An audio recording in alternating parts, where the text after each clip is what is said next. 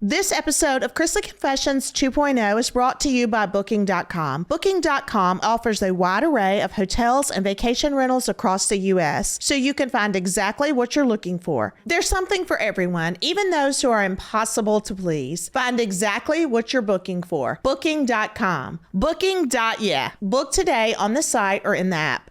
Welcome to Chrisley Confessions 2.0. You know, I've had so many people, you guys, asking me like about friendship questions. Todd, are you still friends with a lot of the same people that you were friends with before your unfortunate summer camp shit show? And I have not said anything about anything, but a lot of you have been fixated on where do I stand with the DeMarcus family? And I would love to come here and tell you that things are like they used to be. I would love to tell you that Jay did not disappoint me. I would love to tell you that Jay is not the piece of shit that so many people told me that he was going to end up being. I'd love to tell you that. But actually, this piece of shit is here right now. So, what an introduction. What an introduction, my friend. I love you too. Wow. How are you today? I'm doing great. It's so good to see you. It's good to see you. I can't believe I haven't seen you since you've been back. I know. Golly. we talk on the phone, we message, we Instagram stuff to each other, but you're back on the road again. And live less than a mile from each other. Exactly. We live literally less than a mile from each other, but you're back to touring. Yeah. And you're actually leaving tonight or tomorrow. Yeah. And you're going... Gosh, where? Minneapolis and then St. Paul and Omaha, Nebraska. So. You know, Jay, when I don't know if you know this, but I had a long sabbatical of about 28 months. That's what I understand. And I would literally be there working out and I would hear Life is a Highway. Really? These guys were constantly had Rascal Flatts on loop. That's so awesome. And I would just shake my head and laugh and I'd look up and I'd say, God, you have a twisted sense of humor today. Yeah, you can't outrun me. That's exactly right. Nor did I want to.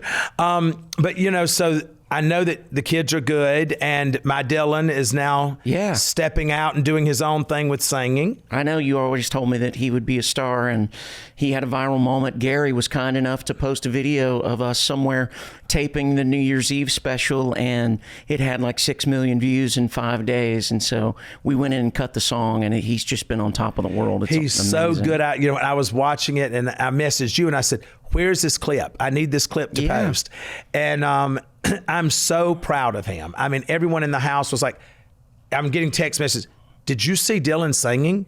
And Savannah's a huge fan of his anyway. She thinks he's the sweetest kid in the world. Lord, And so I'm so proud of him, and I want to have him. I'm going to ask you now. I want him to come on our podcast. Absolutely. Because I feel like that he is the next big thing, and you're going to end up having to manage him. Yeah. Any excuse to get him out of school, he'd be happy to do whatever you want him to do. So how's it been going for you? It's been great. It was a little bit of a jolt to the system when our tour was canceled in 2020. COVID came along and sort of ripped everything out from underneath of us. We had these plans to do a farewell tour, which looking back now ended up being a blessing in disguise, because now we don't have to call it a farewell tour. We can just do shows as they come up and as we want to do it, and work as much as we want to. So it's been kind of a really nice welcome change of pace. Love being back out in front of the fans, and man, it really, I think I have a greater appreciation for it now than I ever did before. I took a lot for granted. Listen, that's ironic because I've been asked that question so many times. I was just asked last week, I'd been presented a show offer to be a host on a show. And I sat with it for like 3 weeks. And I never really thought about it for those 3 weeks, even though I kept saying, I'll get back to you. And I just did not feel like that's what I wanted to do anymore. And I was talking to Savannah and to Julie, and Savannah said, Dad, you have to go back on television. I mean, you can't just do your podcast. But you wouldn't know what to do without a camera in front of your face. I'll tell you something. In the 28 months, it was a humbling experience. And when you talk about, you didn't appreciate it enough, you don't appreciate what you have until you don't have it. And I never really missed it for those 28 months, it was almost like a reprieve. It was almost like, I'm going to be wearing the same thing every day. I don't have to worry about who's taking a picture. I don't have to make an excuse for why I look this way or whatever. And so I felt good about it. But now, because we are coming back on television this year, and Julie's got her cooking show coming up. So, all of a sudden I went from I'm not doing it anymore to I'm doing 5 different shows now. And so I'm grateful for that. And it's just like you said, I have a greater appreciation for it. Yeah. And I'm also in a much better place emotionally to where I can take the time and pick what I'm going to do and love what I'm going to do. Not that I'm forced to do it. It would seem to me like that time spent by yourself would give you and afford you the opportunity to weed out a lot of things that weren't really that important to begin with. Absolutely. And, so many people, as I said in the introduction for you, you know how small our group is anyway. Yeah. And I never had this huge, vast group of people that I ever hung out with. It was you and Allison and then a couple of others, and that was Jason and Brittany and a couple of others, and that was it. All of my core group is still there. I still message and talk and, and I get invitations to go to lunch or go to dinner or whatever. You know yourself. I don't go to lunch. I don't go to dinner. You and I, if I was going to lunch, you were around the corner, I'd call and say, you free for lunch? Let's go. When you got Julie over there cooking the way she does, why would you ever leave the house? That's exactly right. And so it does cause you to reflect on where you are in life and those that are in your life that are there for a reason or a season. Yeah. And I'm so fortunate that I just never had to go through that. I didn't have to worry about who am I cutting out, who didn't show up, any of that. I don't have to do that because my circle was never that big anyway. So I'm still good. And I always thought that was really smart of you too, because I think if you let too many people in, too many people on the inside, it just gives more room for drama to be created, more room for bullshit. That's exactly right. And who has time for that? I don't. And I enjoy our friendship. I love you dearly. Yeah. Our friendship is very low maintenance. Oh, yeah. There's nothing expected on either side. That's the only kind of friendship I like. That's right. It's low maintenance. I'm not going to sit around and pout if you don't text me back one night. Exactly. I was pissed when you got out, though, and you didn't text me right away. I was a little butthurt over there. Chase said, Daddy, have you not messaged Jay? I know. And I said, of a bitch, you. No, I said, I need to do that. And then because I had so many damn things going on, and Jay, I just really was in in a vegetative state. I can't even imagine. Of just trying to get back to what is my schedule going to look like? What is expected of me? When do I need to be here? What am I going to be doing? And then just kind of, taking back over that role of being in control of everything. Yeah. And, Savannah had control of everything. And now here she was like, okay, I did my part. You're home. I'm going to Europe. Yeah. And, so it was just trying to get acclimated. But it never had anything to do with you and how much I love you. It was all me. No, I totally get it. I just kind of missed my friend. Why did you call me? No, I was so thrilled for you guys when you got out. I knew that you would find a way, of all people, you would find a way to get out of prison. It just didn't shock me at all. By the way, I knew you didn't kill those people to start with. Shh.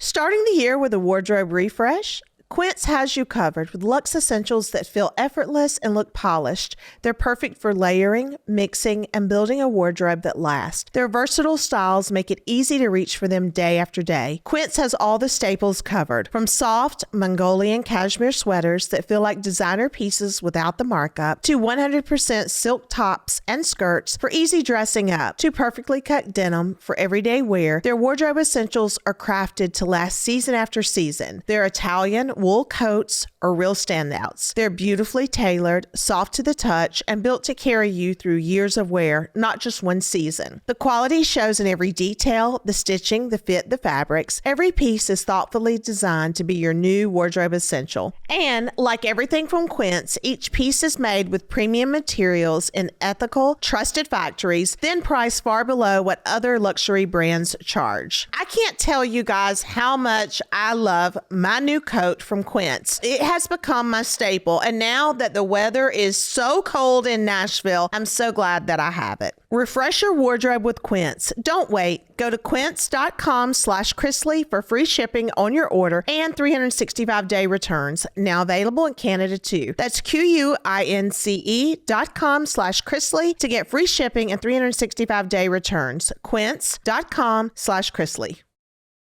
This episode is brought to you by Booking.com. Booking.com offers a wide array of hotels and vacation rentals across the U.S., so you can find exactly what you're booking for. There's something for everyone, even those who are impossible to please. Whether you're booking for yourself, your partner, your picky teens, your sleep light, rise early mom, or your high maintenance group chat, you can find exactly what you're booking for. You all know that I have lots of high maintenance people in my family, from my kids to my husband. I mean, it's off the chain. And if we can find our perfect stay on Booking.com, anybody can. Find exactly what you're booking for. Booking.com, booking.yeah. Book today on the site or in the app.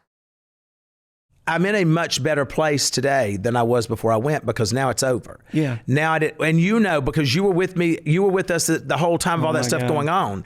And it was every day. I couldn't even film without another attorney calling or something's coming up or whatever. When you were going through the trial, it was amazing to me because I don't even know how you slept. Yeah, exactly. Like, that had to be a mountain of stress and anxiety that nobody can imagine. Absolutely. Unless they've lived through it. Absolutely. So it was amazing to me to watch you work and continue to do and take care of your responsibilities during that time while you had all of that other crap going on around you. I don't know how you did it.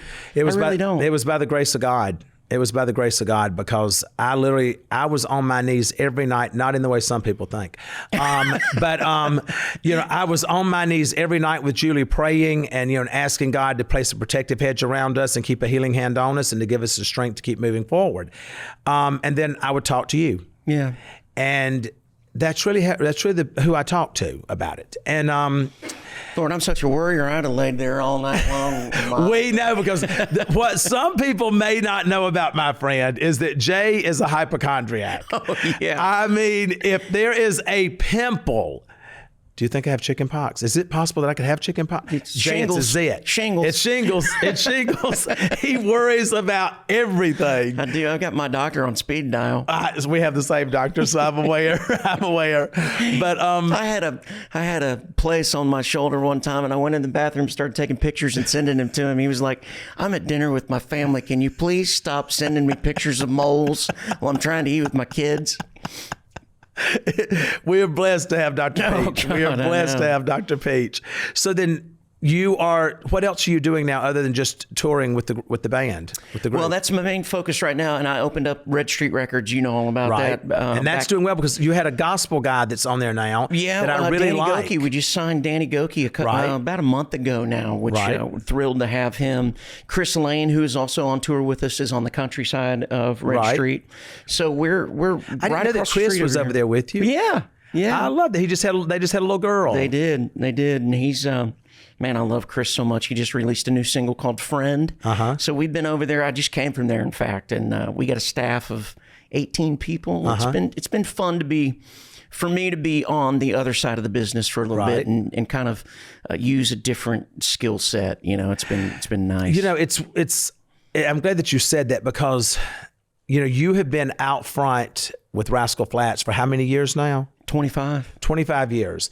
And for you to find comfort and joy in being behind the scenes now, it's different, isn't it? Yeah, I think whenever you have a chance to pass on any knowledge you may have or experience you may have to the next generation of artists and may help them in some ways avoid some pitfalls that you encountered, I think that's always a blessing to be able to pay it forward. Absolutely. Some of them don't listen. Some of them are very, very stubborn. Yeah, I mean, most of them are connected to me via DNA. Yeah. So I mean, I get it. I do get it.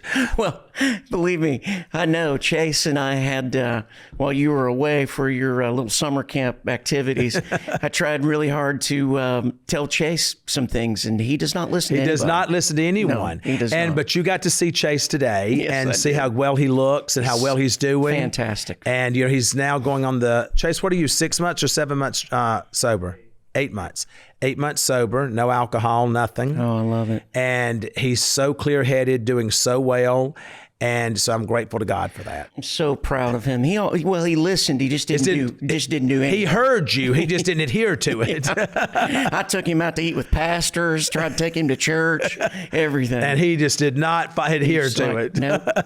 And so tell me about my friend Allison. She's doing great. She's working really hard with the Miss Volunteer America pageant that she started from the ground up, and it's grown into this massive thing now that's just amazing, and it's amazing to watch her do. And remember when she started that, Yeah. you were like, I wish she'd just leave this stuff alone. Well, she kind of, she did this thing to where she was like, I think it's going to be my last year. And then we did the last year and did a big blow up. And then the next year I started seeing boxes show up at the house. And I was like, what's happening? She goes, well, I was going to tell you, but I've started a new pageant. So she started this new pageant without consulting with me. Which is kind of normal for my friend. She Yes. does not ask for permission, No. nor does she seek forgiveness. No. No, that's very, very well said.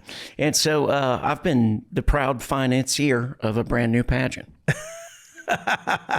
Which henceforth is why my friend is going to die with a microphone in his hand or a guitar strapped to his back. I want to be singing What Hurts the Most when I'm 80. And how's my Maddie doing? Maddie's great. She's 15 now. Yes. And she's doing really well in school. She plays basketball, and she's just, doing Is she dating? I think she's hanging out with a buddy. They're not like dating, but she's been to like, homecoming with a friend, and now she's going to winter formal with the same guy. So, this definitely started down that road, which is really weird. Yes, really weird. okay. And it's really weird to watch your kids grow up and turn into real people and have their own thoughts and opinions. And we're in a whole different season of life now. That's so strange, And it dawned on me the other day that I've really got only 3 years left with Maddie. That's right. That's right. And I don't want them living in my house like yours ended up living with you. They got to get out and get some jobs. I'll tell you something right now. I'm sorry, Chase. I know for me, it's not good for Chase, because he doesn't want to be with us. But with our new move that's coming up, he'll be moving. Unfortunately, he'll be leaving my house and going into his own. But we're not very far apart. Yeah. I can still, if I want to, I can still walk to him. I was just kidding. It's going to kill me when my house is empty. And again, that's another 28-month thing that I had. That was the hardest part for me, because you know how involved I am in my kids' lives. And that was the hardest part, not being able to parent. Yeah. And to see them, you spend their whole life saying, I only have 9 more years, and they're going to college. And it is so crazy how fast I know those 9 years go by. I know. And like with Grayson, being at Alabama, he loves his school. He's doing so great. We just got a thing in the mail about him being in the Honor Society, and he's doing so well. But he's 3.5 hours away. Now, I talk to him 50 times a day, and I FaceTime with him at night, but it's not the same as him being in your house. Totally get it. I totally understand. I can't imagine what it was like, because I know how much your family means to you and your kids mean to you. And being around them, and I was around Chase quite a bit while you were away. Watching the effect that it had on them and how lost they were without you was heartbreaking. And I know it had to be for you too. Well, you and I talked on the phone one day. I was down.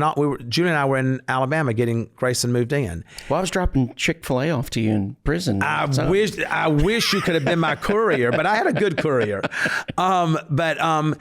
And we talked about that, at how each of them process things so differently. Yeah. Chase processed it because as you know, I've always said Chase is the most tenderhearted one that I have. Yeah. And everything he does is through his heart. Savannah, it takes her a while. And Savannah's tougher, and she's harder in her positions on things. She might cut somebody. 100%. There's no doubt in my mind that if that needed to happen, it would happen.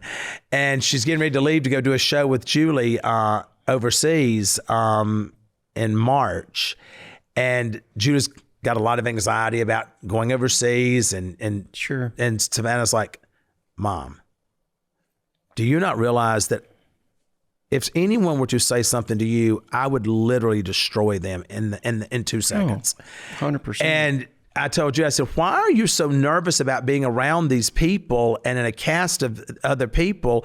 I said, you need as many times as she has heard me say, fuck off. Yeah. It's very liberating. Yeah. Use it. But you know her, she's never going to do that. Yeah. And so Savannah jumped in, she says, Mom, I got this. But each child processed it differently. Mm-hmm. Grayson, he clams up. He's not going to talk. He's going to hold it all inside. Chase, it was hard for him to see the silver lining, that there was no good that was going to come out of this. And I remember when he would come to see me and we'd be walking and I'd say, but son, think about all of those that have it so much worse than us.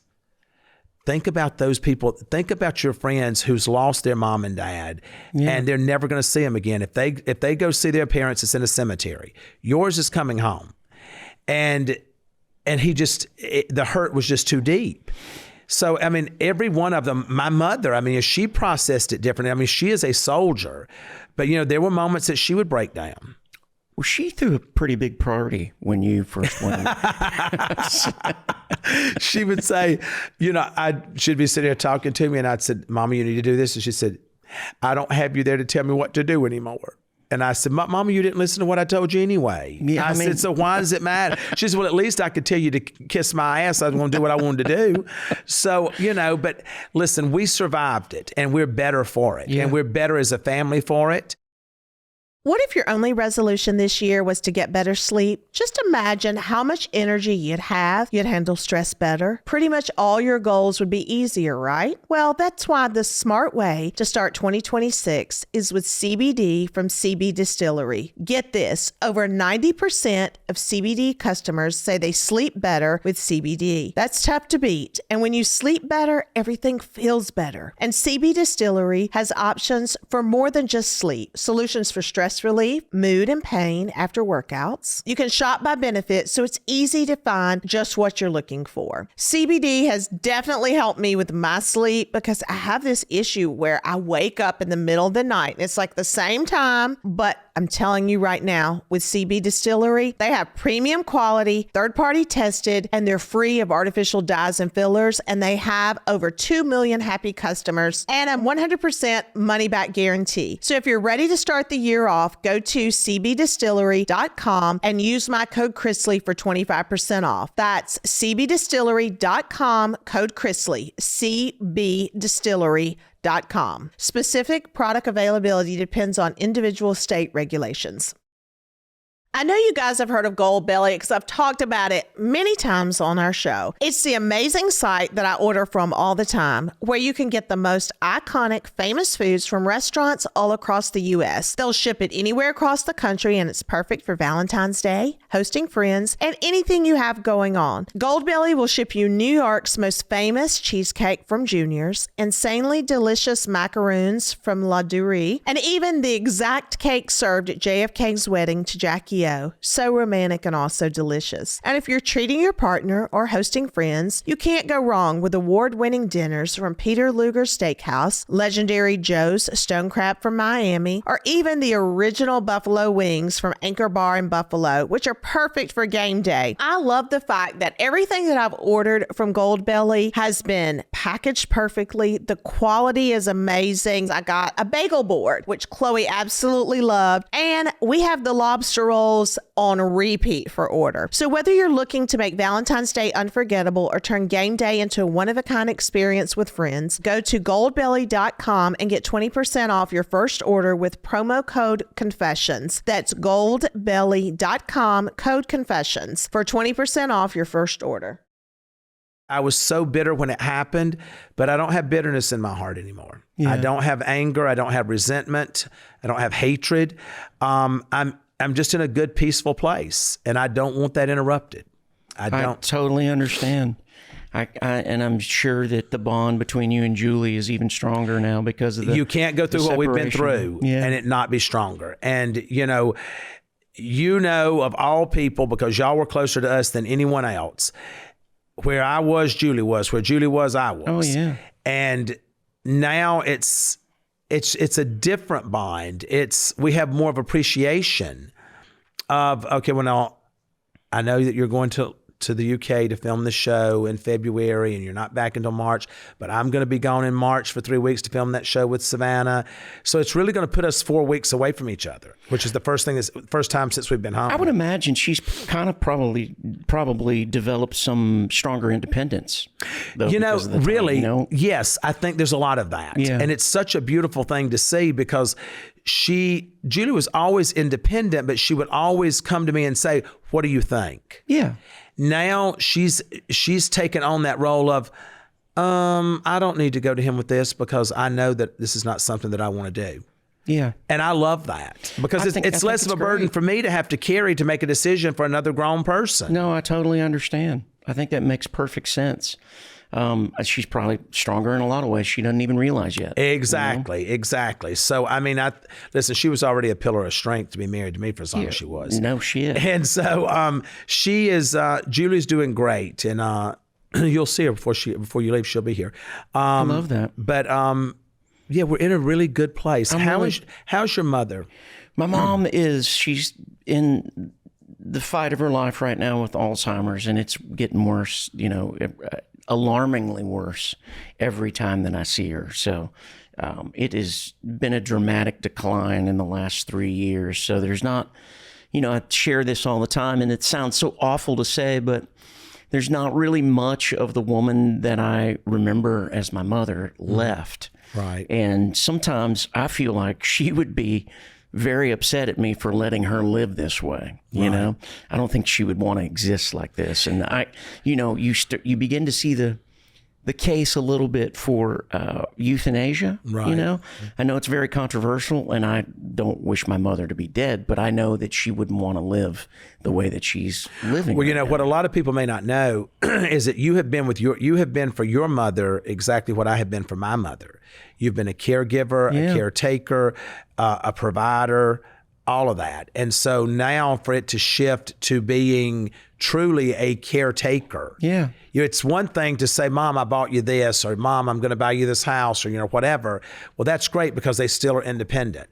But when you have to literally become the sole caregiver for a parent, that's a whole different level. It's really, really difficult. It's really, I feel like I mourned the loss of my mother 4 years ago. When she remembered you? Yes. Or when she stopped remembering you? When she stopped remembering me, and the first time she called me by a different name was the time I went, okay, my mother's gone. Like the body's there, but the mind is not there. Right. And it's really heartbreaking because my mother was my rock. I know. Anybody that's read my book or knows anything about me, I was a complete mama's boy, and I which is not shocking for the world, for anybody that knows Jay. A very highly tuned athlete, mama's boy. But I miss her. I would talk to her every single day. I would call her on my way into wherever I was going to, a concert date, or going into the office, or going to a ride, whatever I was doing. I lived to hear my mother's voice. She was a constant for me. It was a safe place. It was, and it's gone forever.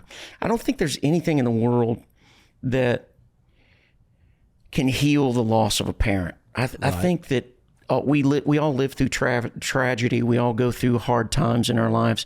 But I think when you finally lose a parent for the first time, that is a hole that's unfillable. Well, you know this because you lost your dad. Yeah, oh yeah. And miss him every day. And I've lost my dad, and I find that every day I'm actually, and I'm interested to see what your perspective is on this, because I sometimes feel closer to my dad today than even when he was here. Yeah, my dad and I had a difficult relationship early on.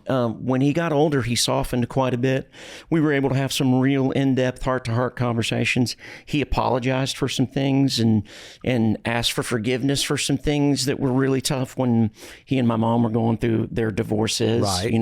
They were married twice. Right. Made 2 runs at it, but. My dad and I got very close toward the end of his life, later in his life.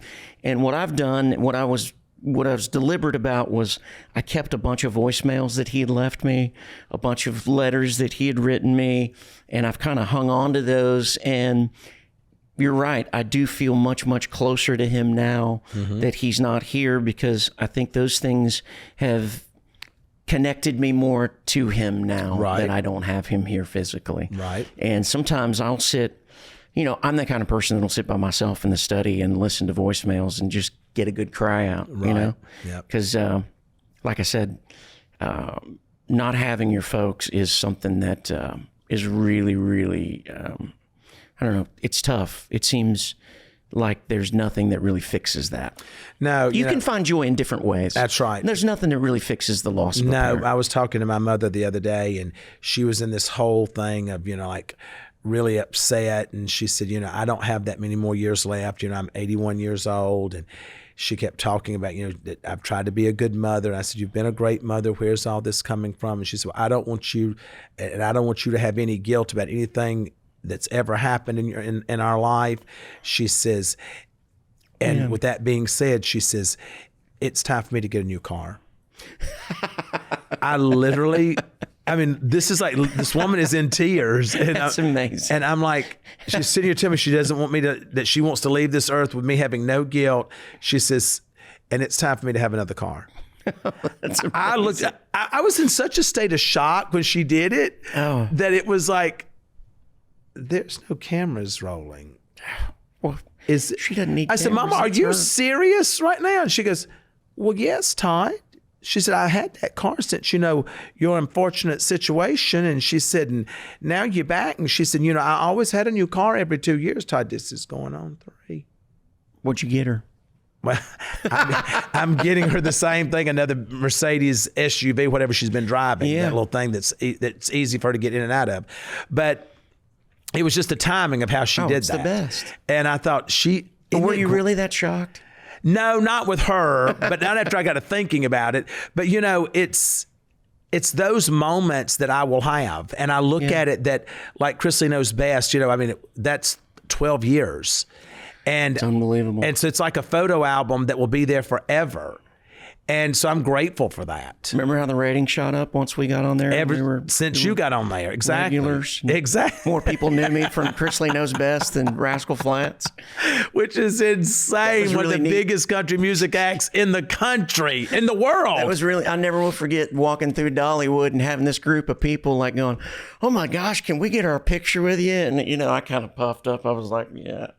And I put my arms around him and the lady goes, we just love you and that Todd on Chrisley Knows Best. I was like, son of a bitch. But your people do. I get messages every day. You just said that you got a message the other day that people said that they don't like, or made a snotty comment about because we're MAGA supporters or we're Trump supporters. Oh, about MLK Day. I went on there and said, he had a dream that everybody would find love instead of hate. And, his pursuit was judging a man by his character and not the color of his skin. And I was simply making a statement that we live in a really screwed up world now, because if we disagree on something, you're automatically an enemy. That's right. And in the comments section, everybody just started going after each other. It was like Exhibit A of what I was talking about. I know. And it had nothing to do with politics, but everybody turns it into politics. We did a round of press last week, and it was press day the whole day. Yeah. And it started at 9:00, and we didn't finish it until 4:00. And so many people in the interviews. It was, now, congratulations, you're home, et cetera, et cetera. How have you dealt with the backlash? I said, backlash for, with President Trump giving you a pardon. And I said, I don't have any backlash. I said, I'm grateful to the good Lord above. I says, for what God has made happen through President Trump and through my daughter. And they said, and Tamara Judge was doing one of the interviews, and she says, well, people said some very harsh things about Savannah, and that she had slept her way through the White House to get your pardons. And then it went from that to she had paid $1 million apiece. She said, how do you feel like that? I said, that never bothered me. I said, but it was shocking that they would think, I mean, because that's something I would have done. I said, she wouldn't do that, but I would have done that. You would have slept your way through the White House. Please, which dick's first? If it's going to bring me home and get me out of prison, which dick is first? But Jesus help him. Right. Lord help him. Put a hand on him. But, to say that about, and here's the sad part about it, Jay, is it was other women that were saying it.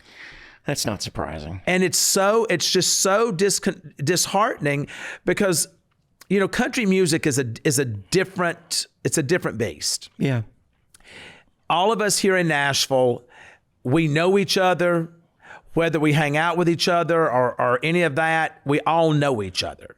And when we see each other, we're cordial and polite, we speak, and we go on. Yeah. You don't see people in country music going after each other like that. No, it's very, very uncommon. I think that we're one of the last, one of the last organizations or genres or businesses left that tolerate people having different points of view. You don't really find that anymore. No. And somebody said on the comments that, well, it's Trump's fault that everybody is hateful toward each other. And it's just like, it doesn't matter who's in the White House. The civility started going out the window years ago. When people got devices in front of them and cowards became really, really brave behind a keyboard. Exactly. And couldn't sit down and have a civil debate with you. That's but right. They would fire off something on a social media post in a heartbeat. That's right. And, I've got a former senator that's a good dear friend of mine that's at the same country club that I'm at, that said, the difference between now and then when he served was if you disagreed with things, you would hotly debate each other on the floor of Congress or whatever. And then go have lunch. They don't do that anymore. No. They don't even try to find common ground. No. And I think that that's more important is about the point that I was trying to make with my post is we don't even try to find common ground about what we do agree on anymore. No. And, you and I have always pretty much agreed on just about everything. Our views and stuff were always kind of very in line. But there were times I would say things that you didn't agree with, and you'd be like, Yeah, and, and that caused me to think about, well, maybe it was the way that I said it, or maybe I need to look at that again, or whatever. The difference is that I could say something that you could disagree with, or you could say something that I disagree with. It doesn't change the way I feel about you. That's right. Because I know the heart of the person. That's right. What flies all over me is when people attack somebody's character because they say something or they have a belief that may not be in line with or in agreement with what they say. Exactly. I hate that. No, I don't like that either. And the great thing about it is, and the great thing about having a friend that you can be 100% transparent with is that you don't have to have a false facade. You don't have to be anything other than who you are. And you and I have always been able to have good, strong, educated conversations about things, whether it was in music or television or politics or what have you. And we didn't always agree on everything, but I still loved you, even though you were wrong. I still loved you. I think healthy debate is great. It's how do we get anywhere grow as human beings? Exactly. And all of my kids don't believe the same way. And, if they don't believe the way that I believe, I blame it on the DNA on the other side. So, I mean, I just think that it's sad that we live in a world. I used to say country, but it's a world. Yeah, it's the whole world that's this way problem. now. And anyone that, I don't care if you are Democrat, Republican, liberal, whatever. I don't care if you identify as a fucking tree. If that's what you want to identify as, be the best damn tree you can be. That's all there is to it. But don't expect me to water you. Don't expect me to fertilize you. Because if I don't believe in that shit, I'm not gonna lean into it. But that doesn't mean I dislike you or that I hate you or that as my brother or sister in Christ, I'm gonna let you go hungry in front of me. I'm not gonna do that. Right. But it just, in that press tour, it was literally just about every interview was, so why do you think there was backlash? I said, well, there was no backlash towards us. I said, It was the person who signed the pardon. I said, because we have had millions of comments and it's, I love you guys we don't see things the same politically. And you don't know how I see things. And who presented the narrative that there was a backlash to begin with? Exactly. You've got a world of support out there of people telling you how much they love you. I mean, of course you're going to have people that come out of the woodworks that want attention, that are going to say whatever. But by and large, the largest group of comments and supporters I've seen have nothing but love and support for you guys. Yes, and it's the same. I mean, the network was doing a study on these new shows and stuff. The production company, about what our likability rating was. Our likability rating is 89.7%. Now that's down. It was 94.5. It's now down to 89.7. I think mine was 98 when they did my stuff. But if I can get you back on the air with me, I'll get back to 95. But when they were looking at those numbers, and I was looking at it, and I'm like, okay, but I'm not really worried about that 5% that walked away. Because if you walked away, or you're not a fan of ours, and I don't even like the term fan, if you're not someone that wants to see me succeed, then you don't need to have a ticket to the show. Yeah, I get it. And so I'm not trying to tear people down. If I can't help you, I'm not going to hurt you. And I don't care if you're a Democrat or a Republican. You and I both know we have people on both sides of the fence. Yep. And we all get along fine. We can all show up at the same Christmas party together. We can all have decent conversations. No one's hating each other. And we didn't. I mean, I wasn't. Again, I was on my sabbatical during the election period. Yeah. So I wasn't allowed to vote then, but I am now. But there was not that division in prison. I mean, these men. That's interesting. I was there with 385 men. Yeah. And when I tell you the staff was more liberal and more Democrat. The men, and these are men of color. Yeah. Were rooting for President Trump. And I said, I'm just curious. I said, are you a Democrat or Republican? They're like, well, I don't really know who I am. I mean, how I vote or whatever. I said, well, have you ever voted? A lot of them had never voted. Yeah. So and my mother just voted, the first time years ago. What was their answer? A lot of the people just said that they had never registered to vote, or that they had never voted, but they wanted President Trump to win because they had not felt served in their community by President Biden or by Obama. These are men of color that I'm talking about. And when I tell you, Jay, 85% of the men that was there was pro-Trump. Yeah. And a lot of these were men of color, minorities, or different nationalities, Puerto Rican, Mexican, and they were Trump. And if you look at the numbers of how Trump's numbers were because he swept the country. Mm-hmm. When you look at those numbers, you can argue about someone's opinion, but you can't debate. Well, I guess we can debate the numbers in this country because either some people believe elections are rigged and some say they're not. I don't know. Both sides have their own version of it. Yeah, that's right. But it was crazy watching the night of the election. These men were up all night waiting for these numbers to come in, and when it was announced that he had taken this state and this, people were screaming. And so then I come home because I've been pardoned by this man. And then I find that it's literally, for the most part, any negativity that we've gotten has mostly come from white females. Isn't that something? White conservative females. So that was so odd to me. And I'm just like, listen, I don't really give a shit if you like me or not. But you are still following me. Yeah. You are still following me on Instagram. You're still following me on Facebook, on X, and you're talking this shit. Of course. They want to be in the mix. Right. And I have learned in those 28 months that I don't have to allow you into the mix. And the way that I don't allow you into that mix is by not responding to you. Yeah. Because I would drag people before. Oh, yeah. Now, I just don't care. Yeah. I'm good with you, dude. I mean, you want to give blowjobs to Barney, go do that. I don't give a damn. It's so hard sometimes to put the phone down, take a deep breath, and not respond to idiocy. Uh-huh. You know what I mean? Like when it's obvious that the person has no idea who you are, what your character is, or what your point you're even trying to make. It is, I've had to learn to take a deep breath and go, that's just nonsense. I can't pay any attention to that. That's right. And by the way, by paying attention to it, you give it You're more, giving it life. You're breathing life into and more it value because than it deserves to have. That's right, because it's taking up space in your mind. Yeah. And I'm just not going to do that. I love who I love. The people that I love and that have been loyal to me and faithful to me all these years are still in my life. And I'm here for each and every one of those individuals for anything that they ever need. And I'm here to help anyone that I can help, whether I know you or not. But I'm not going to fight with you. Yeah. Well, it's a losing battle.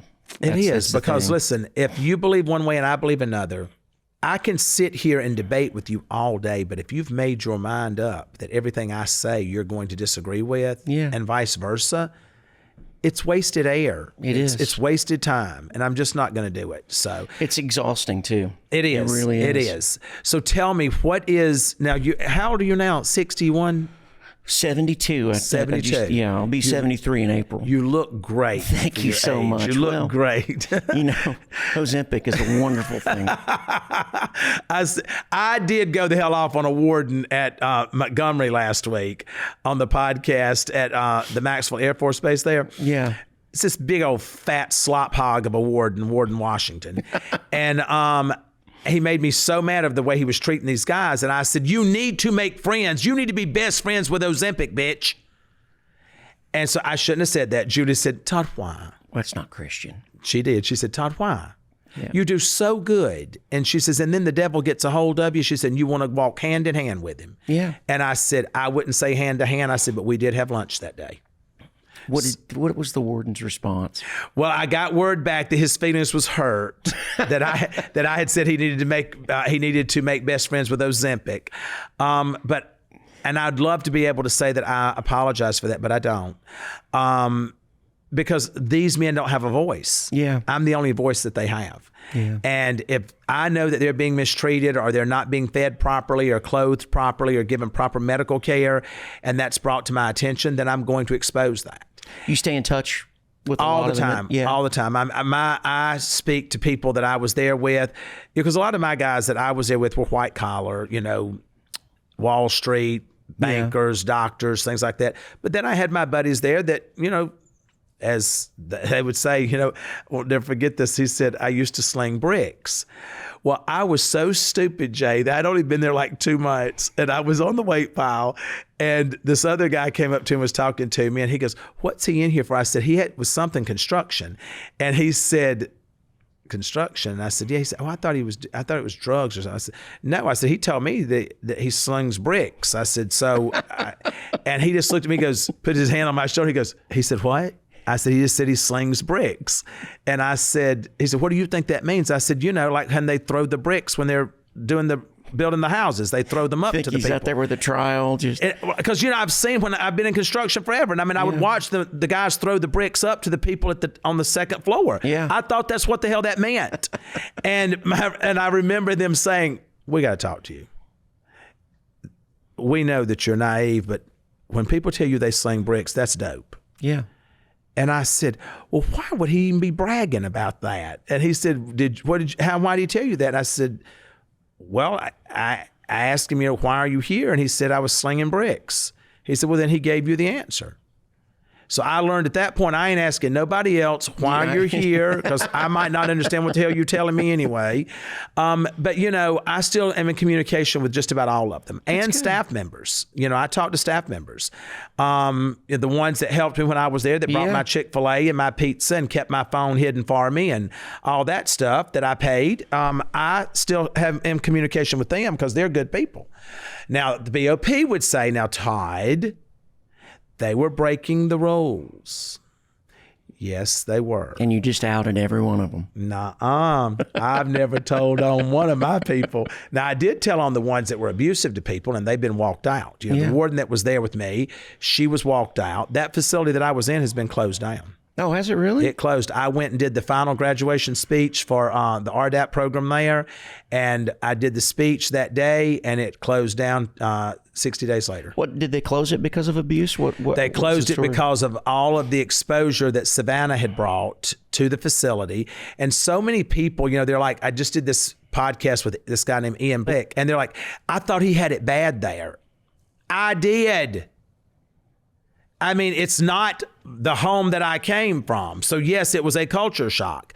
And I've gone on record and said this, was it as bad as some of the guys, what they had been through at other facilities? No, it was a camp, but it was run down. It wasn't clean. And so I took care of myself. I hired people to clean my room, to make sure my windows were washed, to make sure that I had clean sheets every other day, Monday, Wednesday, Friday, things like that.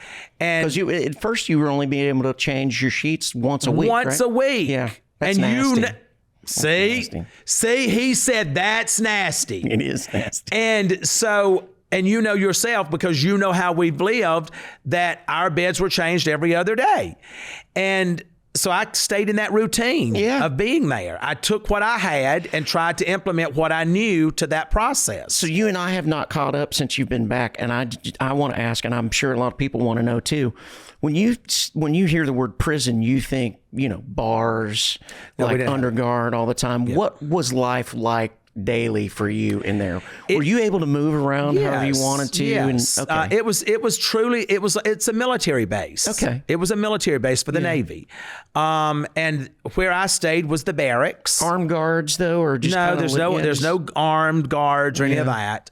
You had COs, correctional officers, that were walking around, but they're not armed. Yeah. Because it's not that kind of place. Yeah. But I was able to get up and go and do what I wanted. I worked out every day, 2 times a day. I went and used the computer anytime I wanted to. I read. Wow. I was in the chapel every day, because you're supposed to have a job when you're there, which I was not going to give them anything. And when the warden said you have to have a job, I said, no, sweetie, I'm here to do time, not chores. So I'm not doing that. And so they put me in the chapel, and I watched movies all day. I didn't know that choice would have been yours. That's good. Well, it ended up, God looked out for me. And so I did not do that. I was in the chapel with the chaplain. I had the most wonderful chaplain, Chaplain Dixon, and who I stay in contact with to this day. She's just the loveliest woman ever. She's truly filled with the Holy Spirit every day of her life.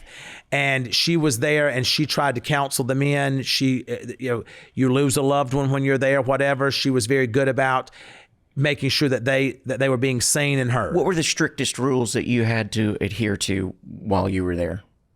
Like, were there certain check-in times, certain bed times? Yeah, you had to, you had count. That's all it was. Okay. You had count time, which was you had your 4 o'clock count, and then you went to chow. Well, I never went to that place because it did not look clean to me, so I never went in there.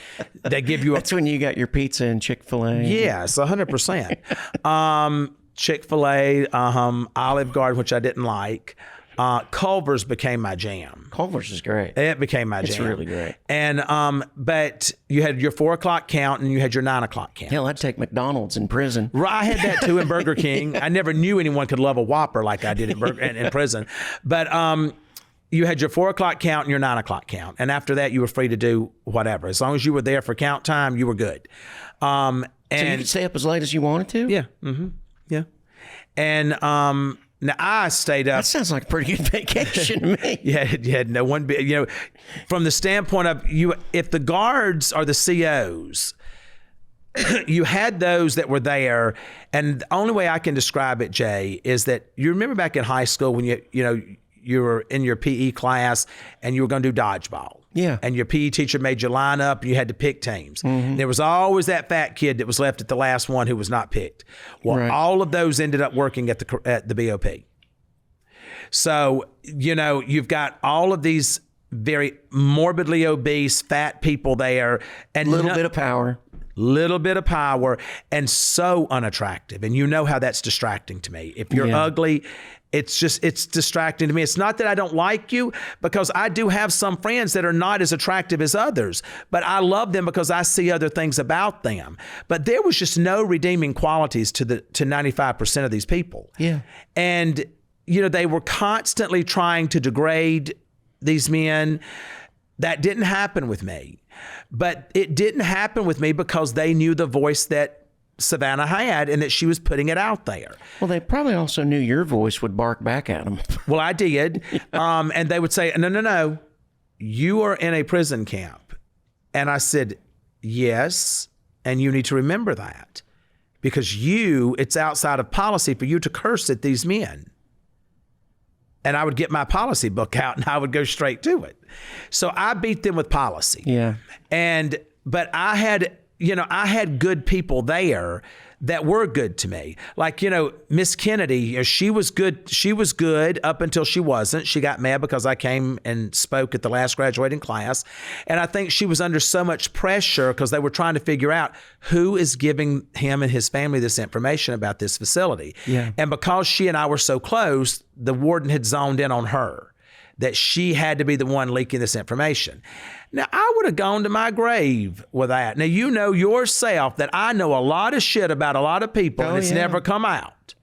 I would have carried that to the grave. Then she wants to try to front on me at the damn graduation thing. Oh, no. And then go do a nasty post on Facebook on the BOP's Facebook page. And I said, Sarah, you have worked for me for the last 18 months. Why do you want to come on here and start acting like you're going to put me on Front Street? And so I outed and I said, now, you know that there are Cash App receipts. You know that there is proof about when you logged in on your computer and let me use it. You know what you did. I would have never told on her, but she wanted to be that girl. The other people that were there that were so good to me, they're still working in the BOP. Yeah. I've never said a word about them. Now, if you were abusive to the men that was there and you wrote fake charges on them, shots is what they're called. In high school, it would have been a detentions. Right. To grown ass men. And they love to do that.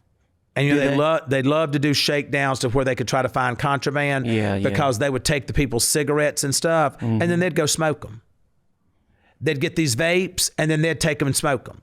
They'd get during New Year's and Christmas and whatever, they'd bring, I now know what a handle is of liquor. Oh, yeah. Yep. I know you know what that is. Very well. But I did not know what that was. Yeah. But those would come in during the holidays and whatever, and the guys would mix their drinks and whatever for the holidays. They would be looking for that, or they would come and say, who's got some vodka?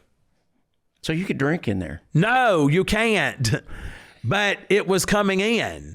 Yeah. But some of the staff would come to the guys that they knew had it and they'd bring them their Yeti cup. Yeah. And have them to fill it up so it looked like water so the COs could walk around and drink. So they could drink while they were working. Yeah, I'm not going to tell on them. They were off doing their thing, leaving us the hell alone. Yeah. And I was on my phone doing business. So I was running my shit right there.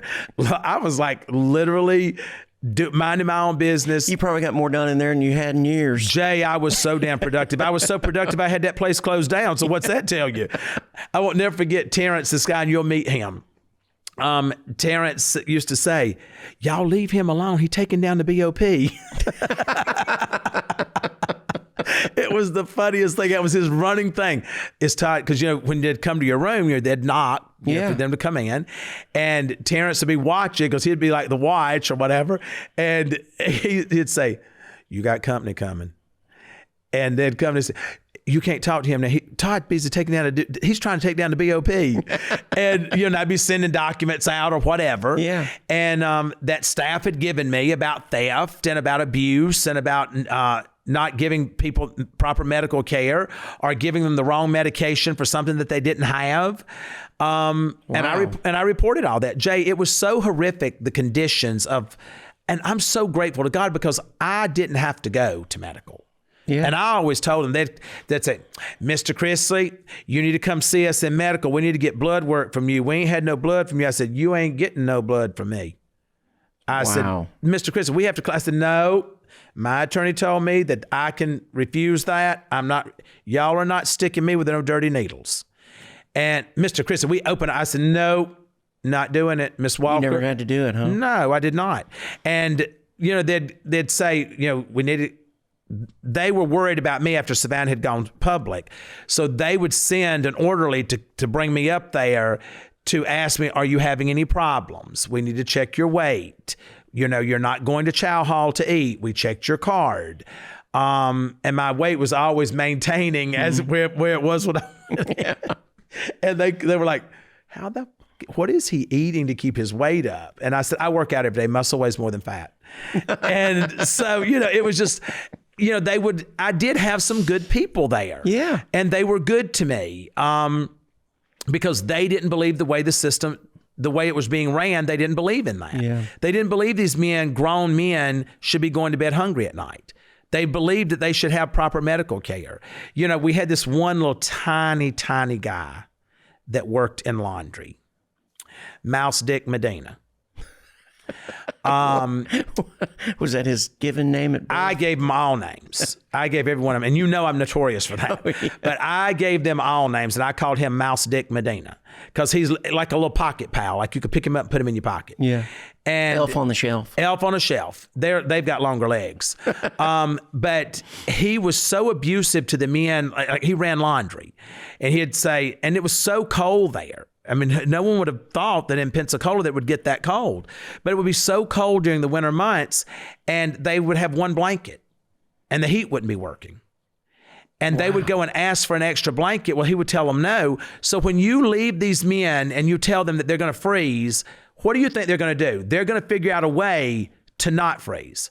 So they would pay other people that worked in the laundry to bring them an extra blanket. Yeah. Well, he would look at the inventory and see that it was going down, and he would come with carts every day and bring 2 people from laundry and go and count the blankets that each person had on their bed just to torture them.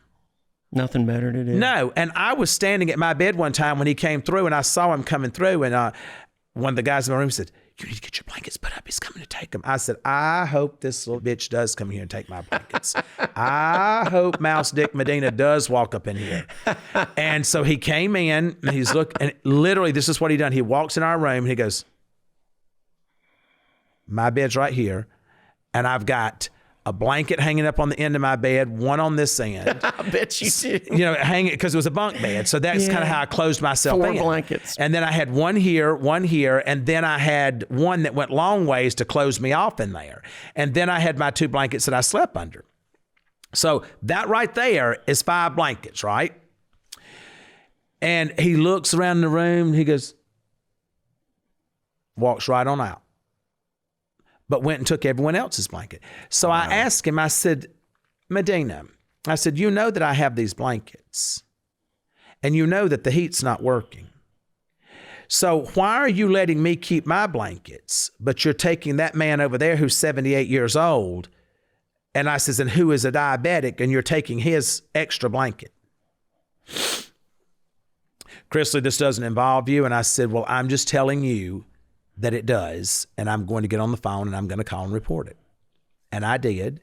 And within 2 hours of Savannah going public with it, she did a FaceTime Live or whatever, or Instagram Live. Yeah. She did an Instagram Live, and within 2 hours, there was a thing came across the intercom that everyone that does not have 2 blankets needs to report to laundry and retrieve a second blanket.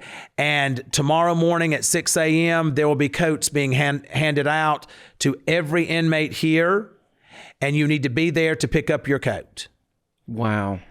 And so we did a lot of complaining and bitching, but it benefited everyone there. You got things done. Exactly. Yeah. And, you know, they would come in the sun. They would just do things that would torture you. Like in the summertime, there was no air. So, and they had these big fans in there. And did they let you redecorate it all? Listen, I went the hell off on them so many times about how raggedy that place was. And they didn't. The AW, who's this other just egg on legs, little fat short woman. Egg on legs. Yeah, egg on legs. Bitch been threatening to die since I've been there. She's been saying she's got MS, was trying to get a medical retirement or whatever. Hell, still wreaking havoc somewhere else. But she came in to take all those fans and had other guys in there taking the fans. I said, excuse me. I said, you are? And she said, I'm the AW. And I said, okay. I said, so now that I know what you do, I said, you were in here taking these men's fans? And I said, and it's 100 degrees outside. She says, we're running out of fans. And I said, that doesn't mean that you get to take them from the people that have them. And she says, we're going to have some more delivered tomorrow. I went and got on that phone and called Savannah, said they listened to every phone call that I had. So I called Savannah. I said, they're taking all these men's fans. And I said, Savannah, it's 100 degrees in this dorm. I said, it's so hot that there's condensation on the cinder block walls and on the floors. Savannah got on that phone. She called a congressman and told him what was going on. He got on the phone with the BOP. It was the next morning. Everyone had fans being brought in, being set back up, and they made it a point to bring a big one and put it in my room. And they said, Mr. Chrisley, just want to make sure that you know that you have a fan in here. And I said, oh, I guess my daughter's voice was loud enough. What about these other men? We don't have enough for everyone. I says, no. You're not setting me up to make it look like that I'm getting preferential treatment. If I've got a fan in here, these men have to have fans. Yeah. And they ended up getting fans for everybody. How about fixing the AC? Savannah got that fixed. They ended up, but there's so much theft that goes on within the Bureau of Prisons and in all government agencies because they get these budgets, like the Bureau of Prisons budget. I didn't realize you were their worst nightmare when you. Do you know what? Mamela. Yeah. Eric Mamela, he was the unit team manager. And he said to me when I first got there, he goes, Mr. Chrisley, how are you? And I says, I'm good. And he said, when I saw that you were coming here, I said, he will close this place down. That was the first week that he met me. Really? He said, I said, if they put you here, you would close this place down. When I got ready to leave, he was the one processing me out. Wow. And they had already told him that it was closing. And he said, you remember what I told you on that first week that I talked to you? And I said, no, sir. And he said, remember when I said that when I saw that you had been assigned here, that you would be the reason this place closed? I said, oh, yeah.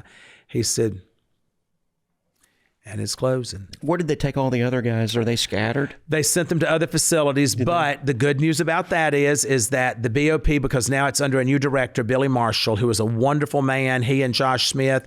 Josh Smith is the deputy director and is also a former convicted felon, who is now the deputy director. Oh wow! Now, you talk about change happening, and the director. Well, he's lived it firsthand. He lived it firsthand, so he knows about the abuse and how these staff members do.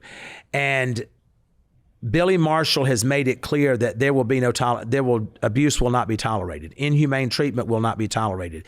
These men and women will be fed 3 good meals a day. They will get the proper medical care they need. But the problem is that the BOP is so far in the hole financially because it's second only to defense in budget. Wow. And $8.9 billion was the budget that was approved for this year. Where's the money going? And well, there was President Trump. He and Jared Kushner in 2018, they created what's called the First Step Act. Well, that means that if you are in prison and you're programming, taking classes or whatever, that can reduce your sentence by 50% as long as you're programming. Oh, wow. Well, that happened in 2018. Well, when Biden took over, they were not, even though it was law, it's law. It's not something that you can stop doing. It is law. Congress passed it. It passed with bipartisan support, and you know that's hard to get. Mm-hmm. But it passed with bipartisan support.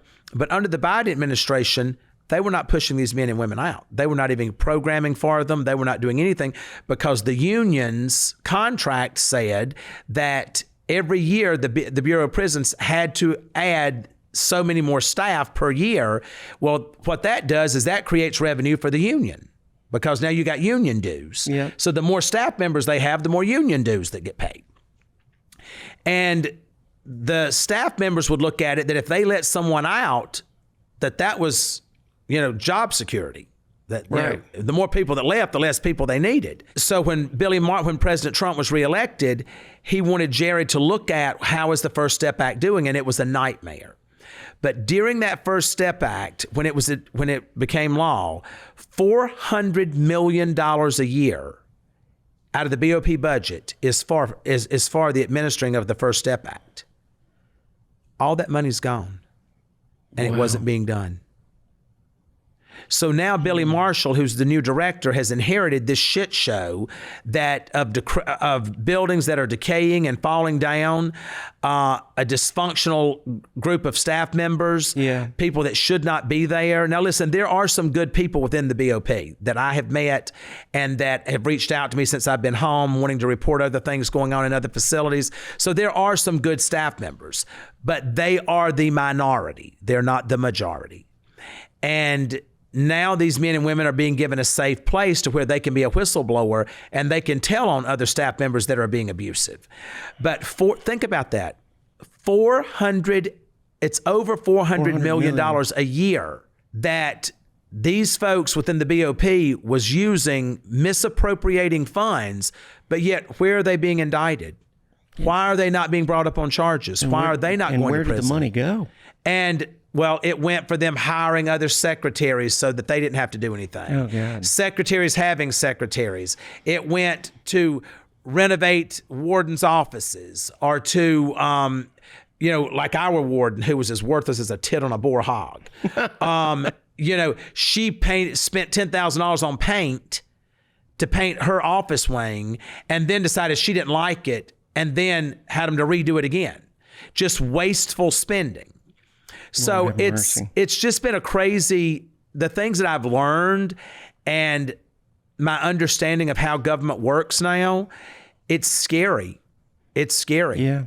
Because literally the Department of Justice is a scary beast, because if someone within the Department of Justice starts looking at you and thinking that's how I can get elevated to get myself out of here, they don't mind destroying you in order to elevate themselves. And so, and that's been going on with Republican or Democrats, whatever. It's been going on forever. So you can't sit here and say that, it's all Biden, it's all Trump, it's all Obama. The Republicans we've not always done everything that we're supposed to do. The Democrats damn sure have not done what they're supposed to do. And at the end of the day, collectively, if we could come together and say, this is the task at hand. We have to get together and work together to reform the Bureau of Prisons. And we were forced to do that in order to get a paycheck. We could correct that problem. But see, the problem is that when you're a congressman or a senator, your money is there anyway. Whether you pass a bill, whether you block a bill, whether you do anything, you still get paid. That's why they don't care if they shut down the government. No, because they still get paid. Yeah.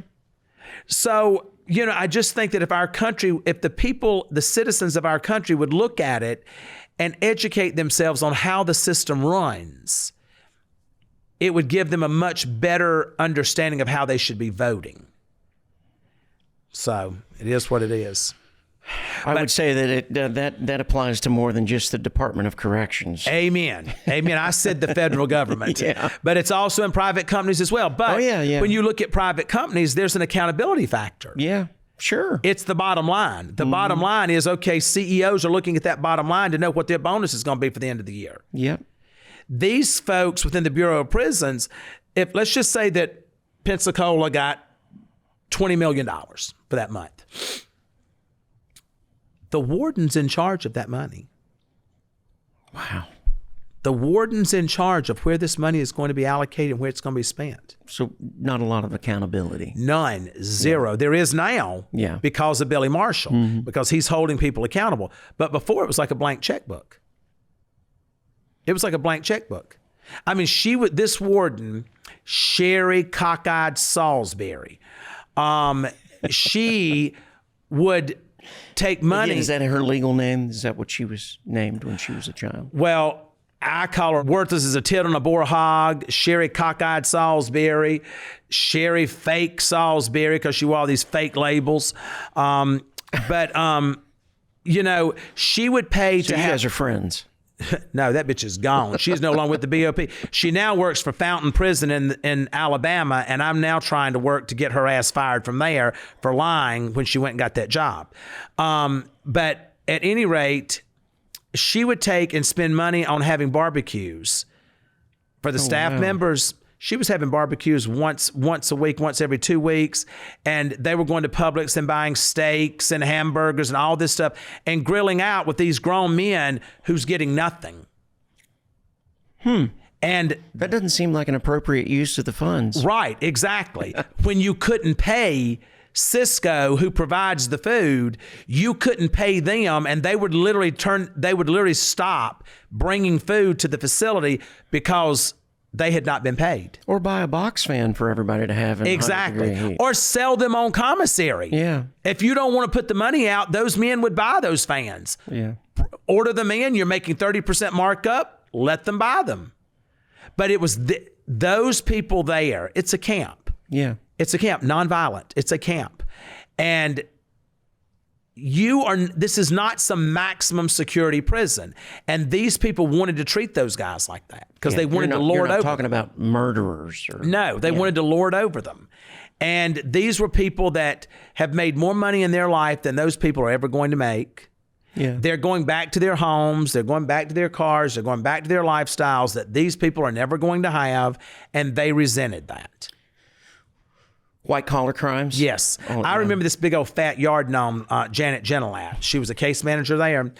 She called me in one day and she goes, Mr. Chrisley, when it comes time for you to leave, we need to know where you're going to be going, which home you're going to be going to.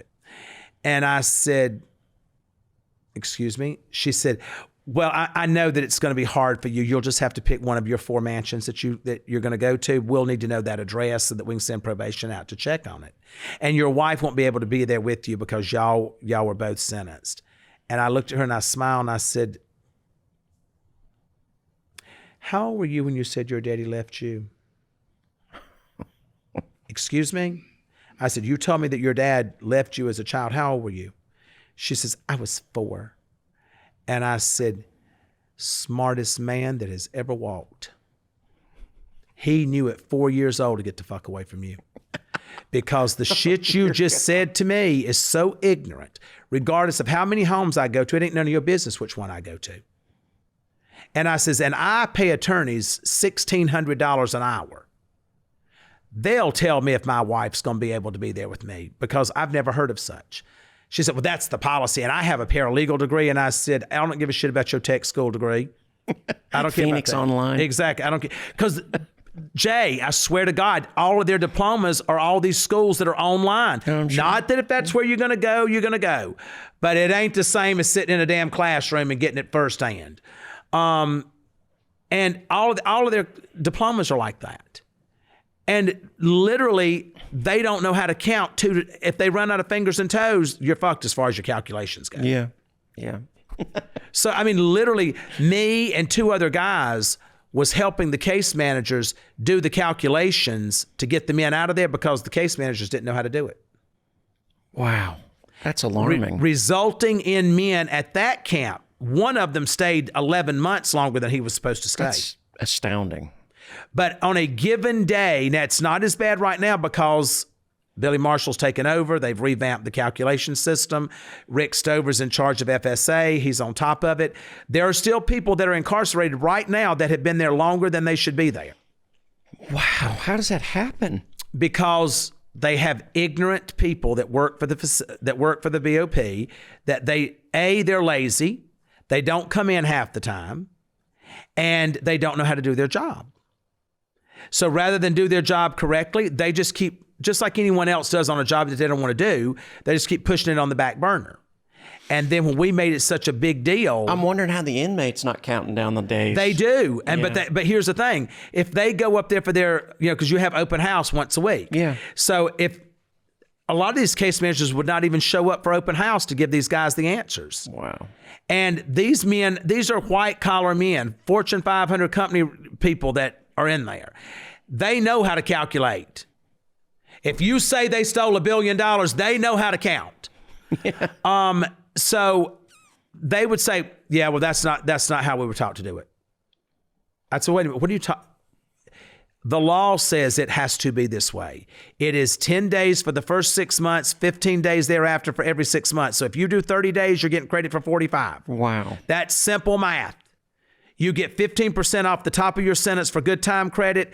This is something you should be able to do in 3rd grade. And so, So me and Brian Newton and a couple of other guys there was running these numbers and would take them in there and they'd say, have y'all checked them? asking us if we had checked them when we were the ones that had done them. We don't need to check them. We got them right. And you had accountants in there that I would go around and I'd say, you're an accountant. You're coming to work with us. And I'd give them calculations. I'd say, run their numbers. And then I'm taking them in. Because these men were afraid to go in there and deal with them. Yeah, I'm sure they were. So I would get people when they'd come to me and say, man, I should have already been gone. I said, bring me your papers. I'd have Dwayne, who was an accountant from Louisiana. He would run their numbers. And then I'd take the paperwork in and I'd say, this is wrong. You got to change this. How many of them were you able to help get out that have been there too long? Since I've been home, I've gotten 116 out. Oh, wow. Since May the 28th, I've gotten 116. But while I was there, probably 30. Wow. Probably 30 while I was there. That's really alarming. I can't believe that those guys slip through the system like that. It's not slipping through. It's intentional. Yeah. It's not slipping. It's intentional. When you've got men and women being incarcerated like that, every day matters. And they should not have to do 1 hour longer than what they've been sentenced to. No. And for someone to be sitting there away from their children for another 11 months because a case manager is refusing to do their job. Or can't do math. How scary is that? That's ridiculous. I remember guys would come to me and grown men and Ridiculous. they'd be sitting at the picnic table and they'd just start crying, talking to me. And they'd say, and I got Janet Gentilat and I hear that she's the worst of the worst. And I said, that's the dumbest. I said, that SpongeBob built looking bitch. I said, she's the dumbest that they got here. And so I would take over their stuff and I'd go to another case manager. There was one great case manager there, Miss Bertrand. She tried to help as many people as she could. And I would take the paperwork to her and she said, that's not right. Yeah, let me look at that. And she said, that's not right. But because it was Janet Gentilat's file, she couldn't touch it. I got you. So then I'd have to go So in. if somebody was already signed to it, she had no power to do it. Exactly. Yeah. But she would tell me that it wasn't right. Or another case manager would tell me that it wasn't right. And Janet Gentilat, she did it out of just as spite to torture people. But that's all right. Bitch ain't got a job with the BOP no more. So, you got to get those kind of people out. And if you're going to be in a business, because it is a business. Yeah. If you're going to work for a company and the BOP is a company and your charge is to make sure that these men and women are treated fairly and are treated by the law, given exactly what they're supposed to be given, that's what's in your job description. Yeah. You need to do that every day. But the federal government allows these people to accumulate so many days a year that they can keep building and building and building. Some of these people, when they got ready to leave, they had like 3 years of time that they could take. Really? Yes, they let you accrue it. And if you don't use it all, you can't like cash it in. You got to use it. So therefore, they'd get so many days built up. Over. Yeah, it keeps rolling over. So they'd get all these days built up. So now they're supposed to be there 5 days a week. They might come in 2 days a week. Well, what are you getting done in 2 days? Nothing. So that's the shit that I dealt with. So, but at any rate, I'm glad that you came on here because out of all the people that I wanted on this podcast, it was you. Because I got so tired of defending how shitty of a friend that you've been to me. Buddy, I love you, and I'm so happy that you're back. Well, I missed you while you were gone. Life was not the same. And I missed you. I missed you. my friend Allison. I missed my other kids. But I am back, and God is good to me. Did you get a prison tattoo? I did. I got You did? one little word on my penis. It says little. But when I get excited, it says Little Rock, Arkansas. Oh, God. So- How long did you work on that one? That's good. So with that being said, I love you. I appreciate you. Look forward to having you back on. Thank you. Folks, until next time, good luck and God bless.